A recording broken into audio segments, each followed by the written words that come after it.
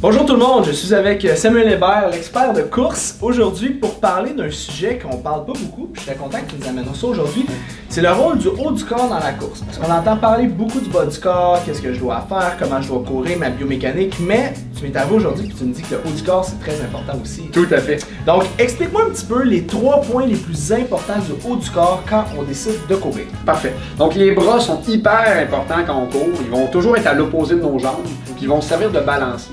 Donc les 3 points clés, si on y va en termes pratiques, on va commencer avec le mouvement de pendule. Donc au niveau de l'articulation de l'épaule, on veut vraiment avoir un bras qui est léger et qui glisse, qui va vraiment faire de l'avant à l'arrière sans avoir de mouvement au bas au niveau de l'épaule. Donc c'est très important pour ceux qui ont tendance à avoir les épaules très contractées, très crispées vers le haut, de détendre, de relâcher les épaules et de les avoir à une position naturelle, détendue. Même chose vers les enrouler vers l'avant, donc de se permettre d'ouvrir un petit peu pour avoir une meilleure amplitude articulaire au niveau de l'épaule. Donc de se laisser reculer le bras vers l'arrière quand on court. Okay. Et ça c'est le numéro 1, le pendule. Le numéro 2, j'irai avec l'alignement au niveau des avant-bras. Où doivent se rendre nos doigts, nos mains quand on court. Donc souvent, on va voir des personnes qui vont avoir une oscillation de côté, donc médio-latéral quand ils vont courir. Ça, c'est très souvent dû à des bras qui font beaucoup de crossing, de traversée du corps.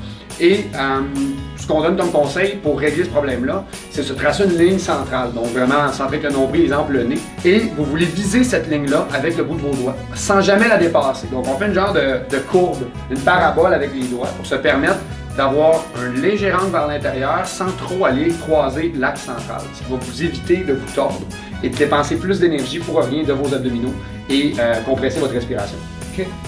Puis pour finir, le dernier, mais non le moindre, le fameux mouvement de fouetté. Souvent, on a des coureurs qui ont des mains, des poignets très tombants, ou même des avant-bras tombants. Truc pratique, toucher pouce, index ou majeur. Comme ça, les mains restent détendues, on n'a pas des poings qui sont crispés, on ne génère pas de la tension au niveau des épaules. Et en même temps, on génère une légère contraction de manière à ce que les poings ne fouettent pas, pour pas créer de douleur au niveau des poignets non plus. Et de cette façon-là, on favorise un déplacement, encore une fois, avant-arrière de l'avant-bras et de la main, au lieu d'un fouetté au bas, qui va augmenter votre saut vertical, qu'on veut limiter en courant. Là, je parle beaucoup de détails, mais... Non, c'est super intéressant. Ouais. Petite question, je sais qu'il y a beaucoup de gens maintenant qui courent avec des téléphones cellulaires sur les bras, dans les mains, j'imagine que ça vient débalancer un petit peu le Tout à fait. Donc les montres, on a des montres intelligentes qui sont de plus en plus lourdes aussi, de plus en plus grosses, fait de faire attention. Moi, c'est sûr que tout va avec l'équilibre.